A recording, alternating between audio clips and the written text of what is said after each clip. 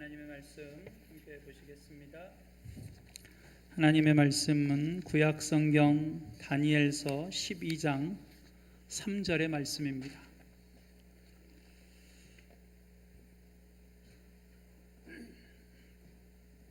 구약성경 다니엘서 12장 3절의 말씀입니다.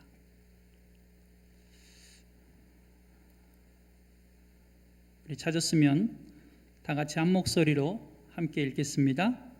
지혜 있는 자는 공창의 빛과 같이 빛날 것이요 많은 사람을 옳은 대로 돌아오게 한 자는 별과 같이 영원토록 빛나리라.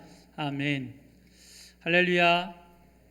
이 시간도 오후 예배에 함께하는 우리 청년들, 또 우리 청소년들, 그리고 우리 성도님들 주님의 이름으로 환영하고 축복합니다.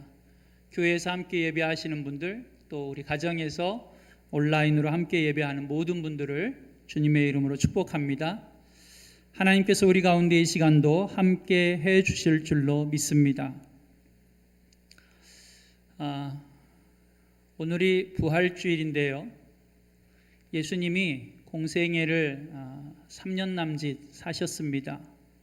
그리고 그 공생애 3년 남짓 사시는 동안 예수님은 제자들을 부르시고 그들을 가르치셔서 그들을 세상 가운데 보내십니다. 여러분, 우리는 그 제자들의 삶을 복된 삶이라고 말할 수 있을까요? 아니면 복되지 않은 삶이라고 말할 수 있을까요? 복되다, 우리가 세상에서 일반적으로 쓰는 표현을 하나 빌어보면 성공한 삶이라고 말할 수 있을까요? 아니면 성공하지 못한 삶이라고 말할 수 있을까요? 헷갈리시죠? 분명히 성공한 삶이라고, 복된 삶이라고 말해야 될 것 같기는 한데 물어보는 거 보니까 그렇게 답을 하면 안 될 것 같은 느낌이 지금 다 들고 있는 거죠. 그죠? 여러분, 예수님의 제자들의 삶을 우리가 가만히 보면 오늘 예수님이 부활하시기 전까지의, 그럼 언제죠? 예수님이 십자가에 돌아가셨을 때까지의 삶을 보면 제자들처럼 어떻게 보면 바보 같고 어떻게 보면 어리석은 사람들이 없을지도 모르겠습니다. 자, 우리 가만히 한번 생각해 봅시다. 어느 날 예수님이 갑자기 나타나서 제자들을 부르셨습니다. 나를 따라오라. 그래서 그들은 자신들의 있는 모든 것들을 다 버려두고 예수님을 따라 나섰습니다. 왜 그랬을까요? 무엇인가 얻어질 게 있을 거라고 기대를 했으니까 따라 나서지 않았을까요? 그것이 뭔지는 잘 모르겠으나, 그렇죠? 여러분들은 그런 게 없어도 다 따라 나설 거죠? 무엇인가 예수님을 따라 나서면 얻어질 게 있을 것이라고 생각했으니까 제자들은 예수님을 따라 나섰을 것입니다. 그리고 3년이 넘는 시간 동안 그들은 예수님과 함께 먹고 마시며 동고동락하며 예수님이 과연 어떤 분이신가라고 하는 것을 아주 리얼하게 그 옆에서 경험했던 사람들이 예수님의 제자들입니다. 그랬던 제자들이, 그리고 자신의 인생의 모든 것들을 그분에게 걸었던 그 제자들이 예수님이 십자가에 아주 무기력하게 힘 한번 제대로 써보지도 못하신 채, 아니 반항 한번 제대로 해본 적이 없으신 채 그냥 십자가에 무기력하게 고난과 죽음의 길을 걸어갈 때 제자들은 겁에 질려서 두려워 벌벌 떨며 자신들이 걸어왔던 그 3년의 삶을 다 뒤로 하고 3년 동안 기대했던 그 모든 것들을 다 버려버린 채 다시 그 3년 전에 자신들이 살던 옛 삶의 자리로 돌아가 버리고 말았습니다. 복된 삶일까요? 아닐까요? 어때요? 복된 삶이에요? 우리는 이럴 때 뭐라고 말하냐면 바보들같이 3년이라고 하는 시간을 낭비했네, 이렇게 표현합니다. 여러분, 여기까지만 보면 정말 어리석은 삶처럼 보여지고 바보 같은 삶처럼 보여집니다. 그런데 여러분, 지금 예배하는 여러분들이 제가 질문한 거에 대답을 안 하고 있는 것처럼 세상의 그 누구도 예수님의 제자인 베드로를 향해서, 혹은 세리였던 마태를 향해서, 혹은 마지막까지 예수님 다시 오실 때 하나님 나라가 어떤 모양일지를 이 땅 가운데 우리에게 보여주신 그 요한까지도 복되지 않은 삶을 살았다라고 말하는 사람은 단 한 사람도 없습니다. 왜일까요? 여러분, 예수님이 무덤에 장사될 때까지만의 제자들의 삶을 보면 참 바보 같고 어리석은 것 같습니다.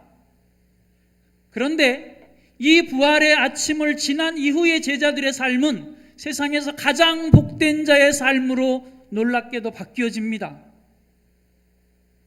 그래서 우리는 그 제자들의 삶을 복되다라고 말하고 있고, 심지어는 내가 배우고 나도 걸어가야 하는 내 믿음과 신앙의 가장 좋은 모델 중에 하나라고 그렇게 이야기하고 있습니다. 왜일까요? 라고 하는 것이지요. 그들은 어젯밤까지, 우리 시간으로 그냥 편의상 어젯밤까지 가장 어리석은 삶을 살아온 사람들입니다. 3년이라고 하는 시간을 낭비했던 사람들입니다. 그런데 오늘 새벽 부활하신 예수님을 만나는 순간부터 그들의 삶은 바뀌어집니다. 무서워서 벌벌 떨며 도망갔던 그들이 자신들의 목을 내어놓고 자신들의 생명을 던져서 이제는 자신들이 도망갔던 그 십자가가 아니라 그 십자가에서 자신들의 모든 허물을 용서하고 그 십자가를 통해 죽음의 권세를 이기고 정복하고 사단의 머리통을 깨고 부활하신 예수를 선포하기 시작합니다.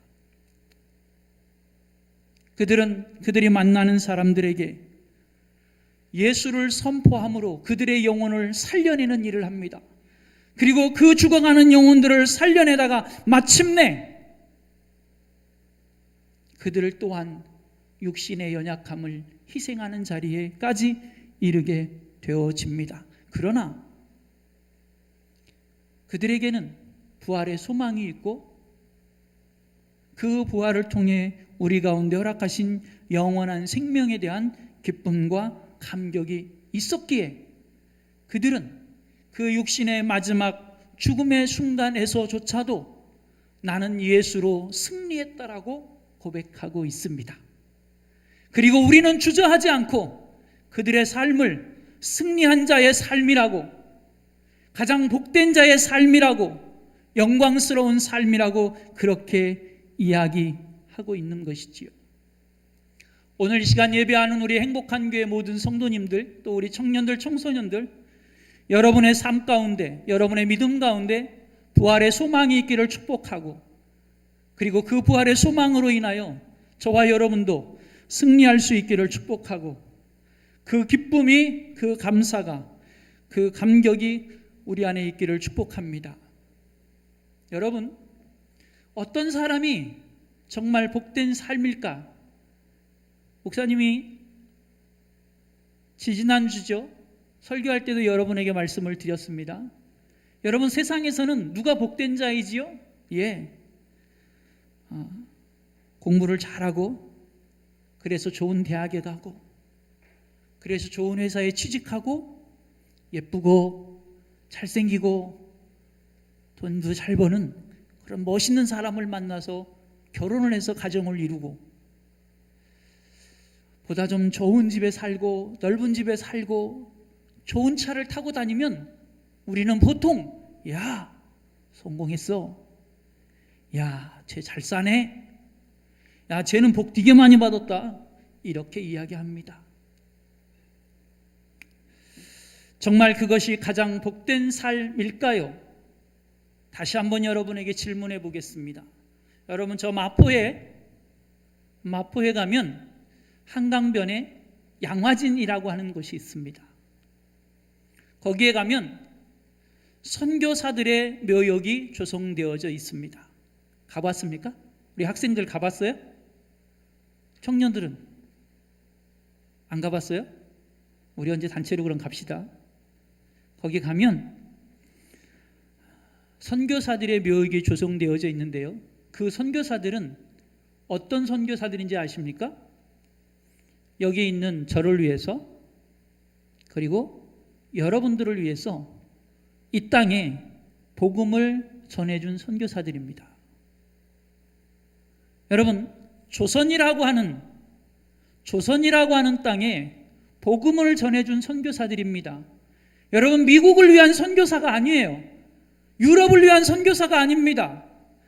여러분, 중국을 위한 선교사도 아니고 일본을 위한 선교사도 아니에요. 오늘 예배하는 저와 여러분을 위해서 이 조선이라고 하는 땅에 하나님의 복음의 씨앗을 뿌렸던 선교사들입니다. 그런데 안타깝게도 그들은 가장 안타까운 죽음을 낯선 이국 땅에서 맞이해서 낯선 이국 땅에 묻혀 있습니다. 그런데 그럼에도 불구하고 우리는 그들을 향하여 실패한 자라고 말하지 않습니다. 우리는 그들을 복되다라고 말하고 있습니다. 더러는 그 중에 여러분들이 가서 보시면 묘비에 이런 나의 삶이 나는 감사하다고 고백하는, 그리고 이 낯선 땅에 나를 묻힐 수 있게 해달라고 고백하는 선교사들을 볼 수 있습니다. 여러분, 그들의 삶이 복될까요? 아니면 복되지 않았을까요? 여러분, 우리는 이 세상을 살아가면서 복된 삶을 살기를 원합니다. 근데 어떤 것이 정말 복된 삶일까? 우리는 그 복된 삶의 기준을 너무나 밖에서만 찾으려고 합니다. 그런데 여러분, 우리는 신앙인 아닙니까? 우리는 예수를 믿고 하나님을 믿고 천국을 소망하며 살아가는 사람들 아닙니까? 자, 여러분 다 들고 계시나요? 얘가 뭐죠? 성경책입니다. 하나님의 말씀, 이걸 우리는 믿고 사는 사람들 아닌가요? 그러면 우리가 복되다라고 하는 그 복된 삶의 기준을 어디에서 찾아야 되는 거예요? 여러분, 국어책에서 찾아야 돼요? 수학책에서 찾아야 돼요? 여기서 찾아야 되잖아요. 아니에요? 여기서. 그러면 여러분이 갖고 있는 이 하나님의 말씀 성경에서는 과연 복된 삶이라고 하는 것이 어떤 자의 삶을 일컬어 복된 삶이라고 말하고 있느냐 하는 것입니다. 우리가 갖고 있는 이 성경을 보면 하나님은 복된 삶의 기준을 이렇게 가르쳐 줍니다. 예수를 그리스도로 믿어 그를 나의 구주로 영접하여 하나님의 자녀가 된 자, 그가 가장 복된 자입니다. 웃자자고 아멘을 안 하시나요? 여러분, 가장 복된 자는 누구냐면 이 시간 예배하는 여러분들입니다.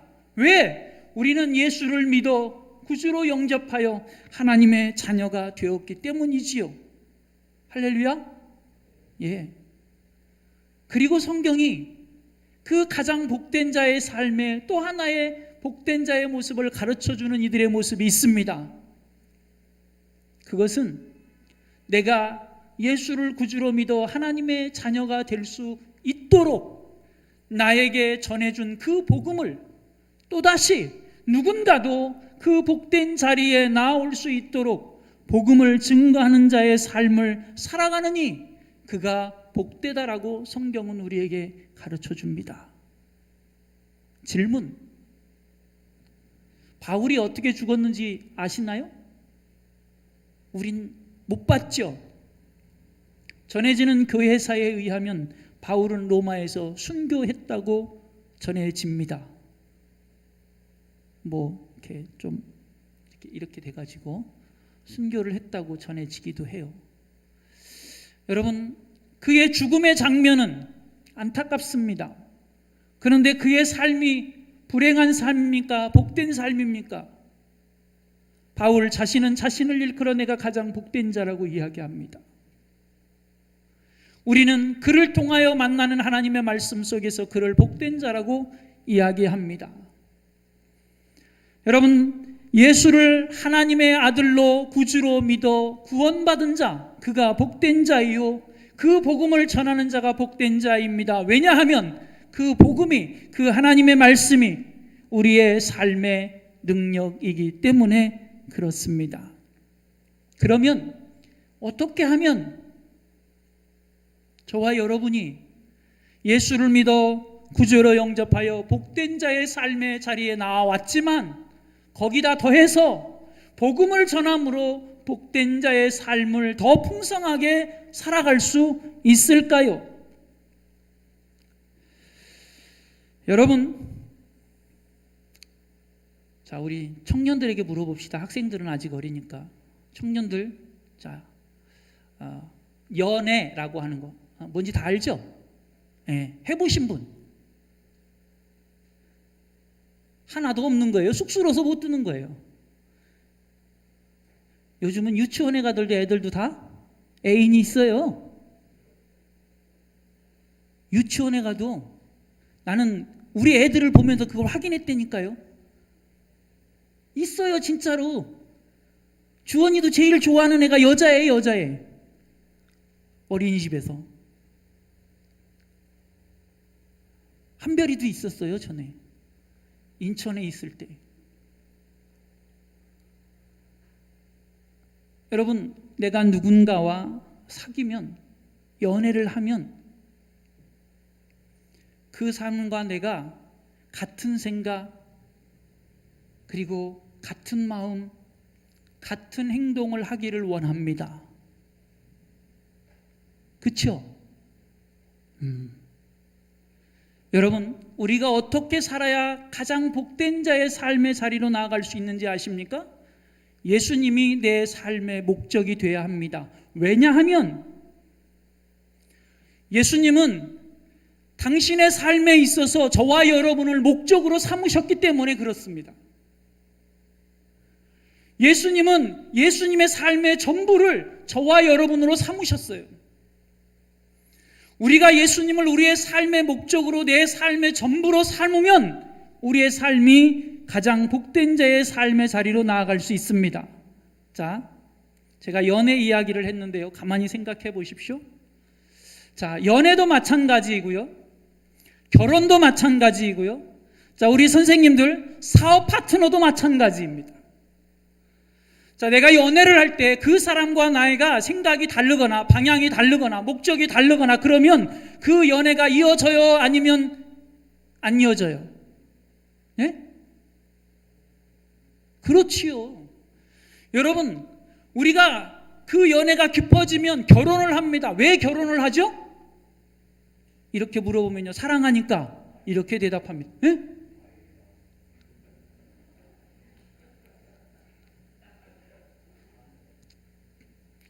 고마워요.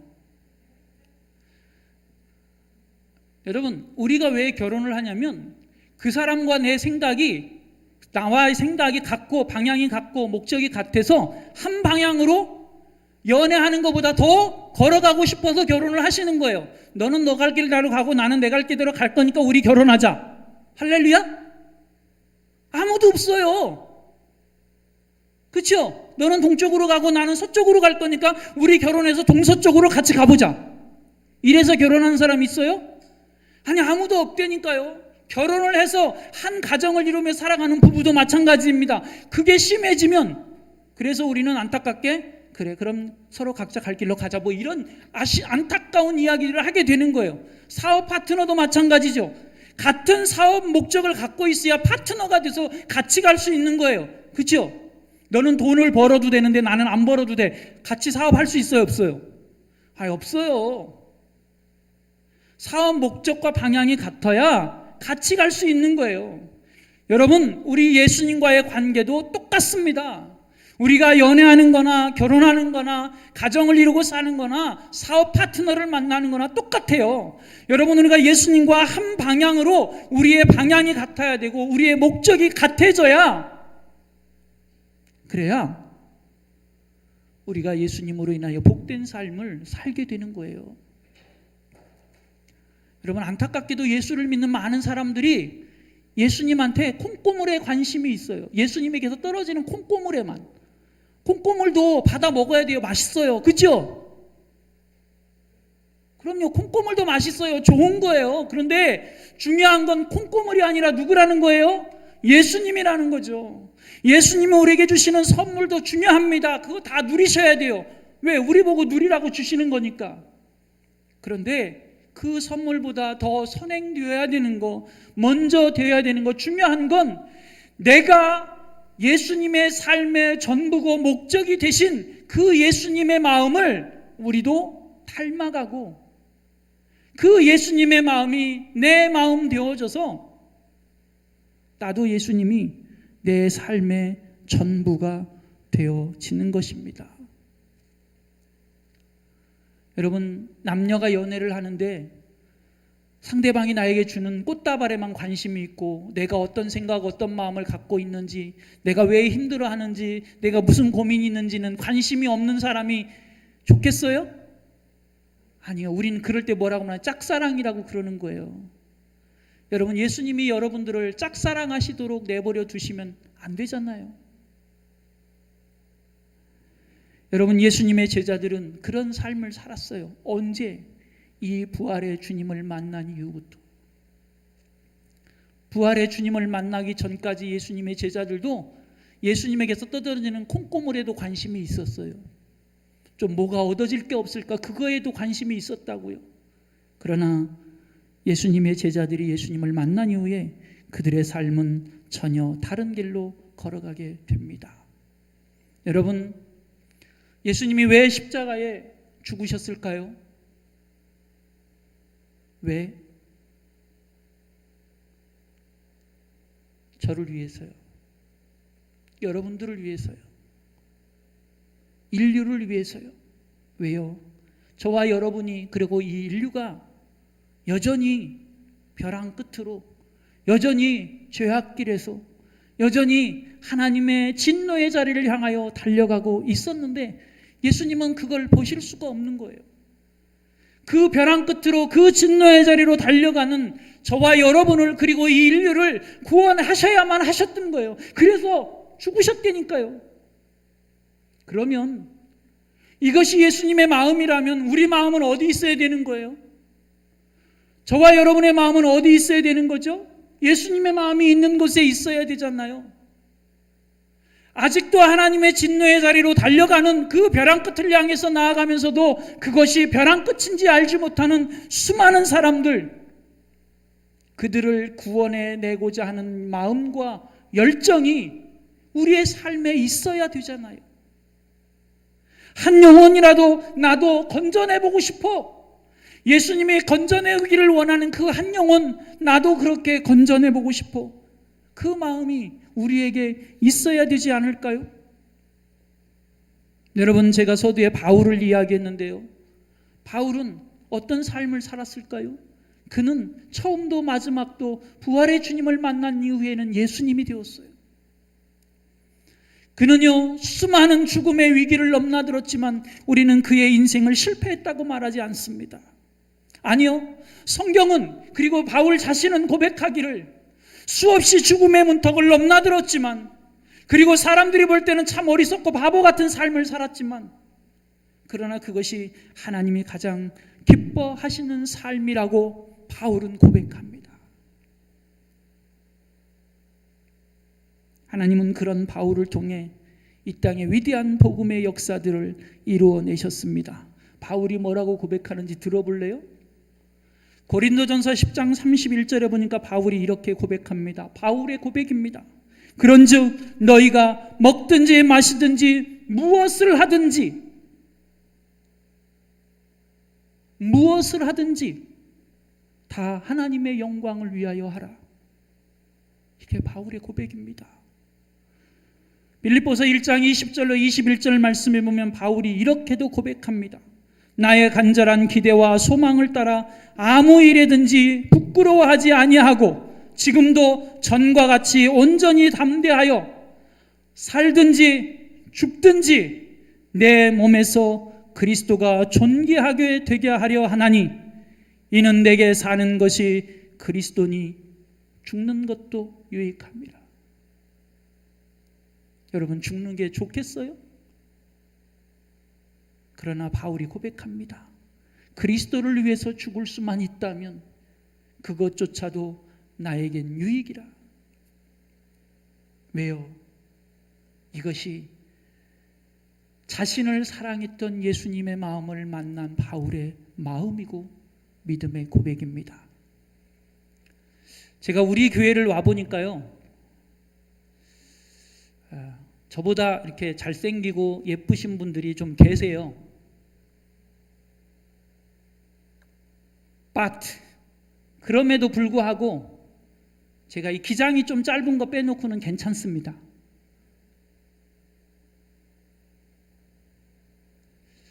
왜 제가 이 이야기를 하는지 아십니까? 기장이 짧은 거 빼놓고는 제가 좀 괜찮거든요. 그렇죠? 할렐루야. 그런데요, 그럼에도 불구하고 내가 괜찮은지 안 괜찮은지, 혹은 제가 여러분을 봤을 때 괜찮은지 안 괜찮은지 어찌 알겠어요? 외모를 보니까 그렇잖아요. 그죠? 외모를 보니까 우린요 괜찮기도 한 거예요. 예쁘기도 하고요, 잘생기기도 하고요. 좀 짧은 거 빼놓고는 그래도 쓸만한 거죠. 근데 하나님은 이 길고 짧은 걸 보신대요, 안 보신대요? 안 보신대잖아요. 그러니까 더 괜찮은 거예요. 여러분, 우리가 잘 아는 것처럼 하나님은 우리의 외모를 안 보신대요. 우리의 마음의 중심을 보신대요. 근데 우리는 뭘 봐요? 외모를 본대잖아요. 우리 결혼을 앞두고 있는 청년들은 꼭 외모를 보십시오. 나는 믿음만 좋으면 돼. 제발 그러지 마. 그래서 제가 그렇게 얘기하는 그 부모님들한테 또 꼭 그렇게 해요. 나는 우리 딸이 믿음만 좋으면 되는 그런 남자 무조건 오케이. 그래서 제가 그렇게 말씀드리죠. 휠체어 타고 와도? 괜찮아요? 휠체어 타고 와도? 우리는 다 외모만 봐요. 외모만. 외모를 보지 말라는 게 아니에요. 근데 중요한 건 성경이 뭐래요? 하나님은 우리의 마음을 보신대요. 우리의 마음이 하나님을 닮았는지 안 닮았는지, 내 마음에 하나님이 있는지 없는지 보신대요. 제발 우리 청년들 꼭 보세요. 외모만 보지 말고 뭘 봐야 된다고요? 내가 하나님은 아닐지라도, 그렇죠? 하나님은 아닐지라도 그 남자 안에, 그 여자 안에 하나님이 있는지 없는지 꼭 보시라고요. 안 보면 신앙생활하는 게 힘들어져요. 안 보면 내가 하나님 앞에 기쁨이 되는데 수많은 장애물들이 생겨요. 하나님은 우리의 마음의 중심을 보신다고요. 내 마음이 어떤지 보신다고요. 바울을 보세요. 빌립보서에 보면 3장에서 바울이 이렇게 고백해요. 그에게는 수없이 자랑할 것들이 많았어요. 근데 그런 것들을 다 뭘로 버렸다고요? 예, 여러분들이 집에서 하루에 한두 번씩 가가지고 이렇게 물 싹 내리는 데 있잖아요. 거기서 그냥 그렇게 버려버렸다고요. 여러분들이 거기서 내린 거 정화조에 가서 찾는다고 찾아져요? 안 찾아져요? 안 찾아져요. 근데 우리는 지금 자꾸 찾으려고 애쓰잖아요. 버렸다고 말하면서 찾지 마요. 어차피 못 찾는 거예요. 바울은 배설물처럼 다 버렸대요. 근데 우리는 그 배설물처럼 버린 그것들을 열심히 정화조통을 뒤져서 다시 끄집어내려고 애쓸 때가 많아요. 여러분, 바울에게는 소원이 단 한 가지 있었어요. 그 모든 것들을 배설물처럼 버려버리면서까지 바울이 소원했던 거, 예수를 닮아가는 거였어요. 예수님을 알아가는 거였다고요. 그 마음이 예수님의 마음으로 가득가득 차고 넘치는 거였다고요. 여러분, 한번 해볼까요? 우리 다 마스크 꼈지만 한번 해봅시다. 그래도 자, 오른손을 들고, 주먹 져요 이런 때는. 자, 두 개만 할 거니까 괜찮아요. 자, 따라서 해봅시다. 오직 예수. 제가 크게 하면 마이크 소리가 너무 커져서 저 살살한 거예요. 제가 살살했다고 여러분도 살살하면 안 돼요. 자, 다시. 오직 예수. 다시. 시작. 오직 예수. 내가 크게 하니까 크게 하시는구나. 한 번 더. 오직 전도. 이렇게 하면 여러분들이 속으로 그래요. 목사님 꼭 그걸 오직 예수 해야 되는 거예요. 그냥 적당히 하면 안 되죠? 그걸 꼭 오직 전도를 해야 돼요, 목사님. 적당히 전도하면 되죠. 그렇죠? 적당히가 돼야 안 돼요. 여러분, 정말 미안한데요. 우리가 여기서요, 구호로 매일매일 여러분들이 아침마다 매일매일 오직 예수 이렇게 외쳐도 하루를 살다 보면 오직 예수가 온데간데 없어졌어요. 그럴 때가 우리 너무 많아요. 오직 예수라고 외쳐도. 그런데 안 외치고서 되겠어요? 여러분, 오직 하나님이어야 되고요. 우리는 오직 예수님이어야 돼요. 오직 예배여야 되고요. 오직 교회여야 돼요. 오직 말씀이어야 되고요. 오직 기도여야 되고요. 오직 전도해야 되고요. 오직 순종해야 돼요. 아멘을 아무도 안 하네. 여러분, 우리 자신에게 한번 질문을 겸손하게 해봅시다. 나는 정말 오직 예수가 되고 있는지. 여러분, 토마스 선교사님, 우리 이 땅에 아주 귀한 하나님의 복음을 전해주신 분입니다. 그는 대동강변에서, 그 대동강 모래사장에서 순교하셨습니다. 그런데 그 순교의 자리에 그를 순교의 장으로 이끌어갔던 박춘관이라고 하는 포졸이 있었는데, 그 자리에서 숨져가면서까지도 그 자신을 죽음의 자리로 이끌어간 그 박춘관이라고 하는 포졸을 향하여 이렇게 세 마디 외쳤답니다. 예수! 예수! 예수! 여러분, 우리에게 그런 기쁨도 감격도 소망도 있나요? 여러분, 우리는요, 복음을 끊임없이 전해야 합니다. 왠지 아세요? 복음을 전하는 자에게 하나님이 약속하신 것이 있어요. 그게 오늘 우리가 읽은 다니엘 12장 3절의 말씀입니다. 자, 우리 다니엘 12장 3절의 말씀을 다시 한번 보겠습니다.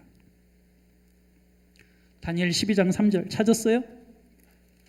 자, 다니엘 12장 3절의 말씀 다 같이 한 목소리 읽겠습니다. 시작.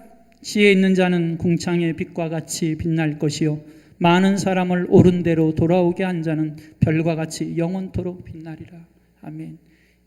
이 다니엘 12장의 말씀은 특별히 다니엘이 마지막 때에 하나님의 계시들을 보고 있는 장면입니다. 그런데 거기에 보면 지혜 있는 자는 누구지요? 성경이 말하는 지혜 있는 자는 스카이 대학 나온 사람이 아니고 책을 많이 읽은 사람이 아니라 여호와를 경외하는 자입니다. 그 여호와를 경외하는 자가 어떻게 된다고요? 궁창의 빛과 같이 빛날 것이고 많은 사람을 옳은 대로 돌아오게 한 자. 많은 사람을 옳은 대로 돌아오게 한 자가 누구예요? 많은 사람을 옳은 대로 돌아오게 하는 게 어떤 거지요? 복음을 전하면서 하나님의 생명의 자리로, 구원의 자리로, 하나님 나라 백성의 자리로, 천국 백성으로 영접하여서 하나님의 자녀가 되는 그 자리로 돌아오게 한 사람, 그 사람이 어떻게 된다고요?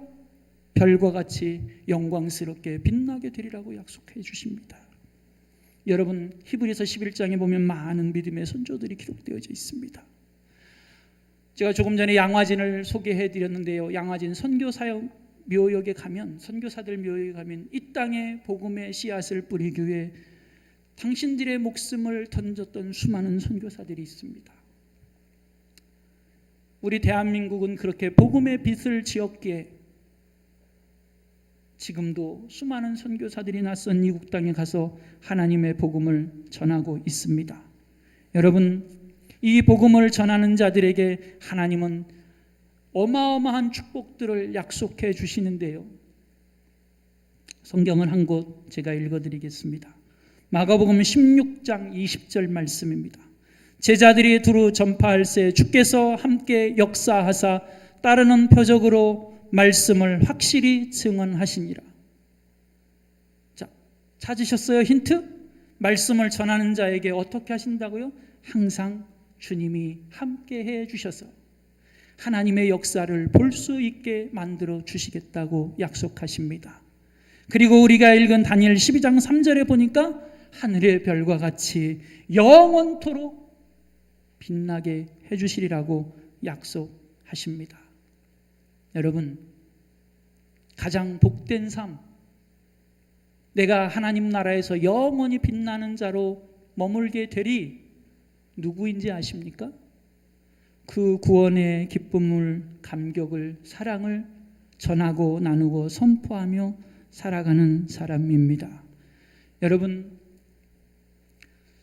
누군가가 이 땅에서 마지막 삶을 마무리할 때 여러분을 기억한다면 그 사람이 나를 어떤 사람으로 기억하기를 원하십니까? 저 왼수덩어리만 안 만났어도 내 삶이 괜찮았을 텐데, 이렇게 기억되시겠습니까? 아니면 제가 내 생전에 그냥 돈을 팍팍 많이 빌려줘가지고 내 사업이 잘 됐어, 좋은 사람이야, 이렇게 기억되고 싶으십니까? 아니면 제가 나에게 예수를 전해주어서 내가 이제 천국 간다, 고맙다 라고 기억되고 싶으십니까? 여러분, 누군가가 여러분을 기억할 때 어떻게 기억되어지기를 원하십니까? 그러면 나는 선교사도 아닌데 뭐 상관없다고요? 아니요. 자, 성경을 우리 같이 한번 외워보겠습니다. 이 말씀은 우리 제일 어린 우리 유치부 아이들도 이 말씀은, 어린이부 아이들도 이 말씀은 다 외울 수 있는 말씀입니다. 사도행전 1장 8절 시작. 다시 사도행전 1장 8절 시작. 자, 제가 오직은 해드리겠습니다. 이게 시작이 안 되니까 안 되시는 거죠. 자, 사도행전 1장 8절 시작. 오직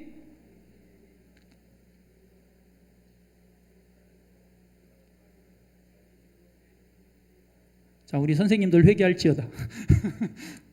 여러분, 사도행전 1장 8절을 가만히 보십시오. 그러면 성령이 임하시면 우리는 뭐 해야 된다고요? 증인이 돼야 돼요. 그런데 거기 증인이 되는 거에 목사님만 성령이 임하시면 증인이 될지어다, 장로님들만 성령이 임하시면 증인이 될지어다, 그렇게 써 있죠?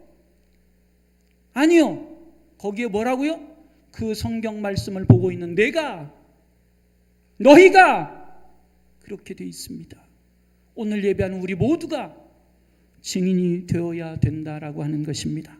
제가 한 사람을 소개해드리고 오늘 말씀을 마치려 합니다. 여러분이 만나는 사람 누구든지에게 우리는 복음을 전할 수 있습니다. 저 시내 한복판에 가면 경동제일교회라고 하는 교회가 있습니다. 옛날에는 이런 표현을 썼다고 그럽니다. 영수. 그러니까 사람 이름이 아니고요, 교회에서 요즘으로 말하면 장로님 같은 역할을 하셨던 분들을 영수라고 하는 직함으로 불렀던 때가 있답니다. 경동제일교회에 엄영수라고 하는 분이 계셨습니다. 영수는 이름이 아니라고요. 이분의 본명은, 원래 진짜 이름은 엄귀현입니다. 엄귀현. 근데 이분은 어떤 분이냐면요, 마부였습니다. 이 양반들이 타고 가는 마차를 끌어주는 마부. 이분이 당시에 왕손의 마부가 되는 기회를 얻게 됐습니다. 왕손, 이시조선의 왕손. 어느 날 그 왕손이 시골로 여행을 갔는데 그 여행길에 이 엄명수라고 하는, 엄귀현이라고 하는 분이 마부가 되어 동행을 하게 되었는데, 동행을 하는 길에 이 왕손을 향해서 이렇게 이야기했습니다. 나으리, 예수 믿으시지요? 뭐 하고 있는 거죠? 전도하고 있는 거죠. 그랬더니 이 왕손이신 이 양반 대감님께서 그 마부를 향하여 이렇게 말합니다. 자네 예수 믿나? 그랬더니 이 마부 엄명수라고 하는 분이 이렇게 대답합니다. 예, 한 3년 되었습니다. 저는 예수를 믿어 마음이 너무 기쁩니다. 그러자 이 왕손이 그 마부를 향하여 아주 기가 막힌 이야기를 합니다. 예수님을 믿으면 너 같은 쌍놈이 양반이 된다니? 그때 이 엄영수라고 하는 분이 이 왕손을 향하여 더 멋진 말을 대답으로 남겼습니다. 나으리, 예수 믿는 것은 그런 도리가 아닙니다. 제가 양반 되기 위해 예수 믿는 것이 아니라 마부 노릇을 잘하기 위해 예수 믿습니다. 뭐 하기 위해서 예수 믿는다고요? 마부 노릇을 잘하기 위해서. 근데 이 이야기가 이 왕손의 마음의 문을 열기 시작했습니다. 그리고 어느 날 이 왕손이 이가 전해준 그것이 복음의 씨앗이 되어 예수를 믿기 시작했습니다. 그리고 지금의 남대문 교회가 있는데요, 우리 감리교회 말고요, 남대문 교회의 2대 목사님이 되었고요, 저 종로에 가면 승동교회라고 하는 교회가 있는데요, 장로교회입니다. 그 승동교회의 7대 목사님으로 사역을 하셨던 진짜 왕손입니다. 이시조선의 왕손 이재형이라고 하는 대감입니다. 여러분, 한 사람이 복음을 전해서 한 영혼이, 그리고 그 삶이 복음을 위한 삶으로 바뀌어집니다. 여러분, 오늘 여러분이 만나서 예수를 전하고 있는 사람은 누구인가요? 여러분이 만나는 사람, 복음을 전하여 지도록 보내진 곳은 어디입니까? 바라기는 여러분의 마음 속에 예수님의 마음, 하나님의 마음이 있기를 간절히 소원하고, 그 하나님의 소원이 나의 소원이 될 수 있기를 간절히 소원합니다. 우리 함께 찬양하겠습니다.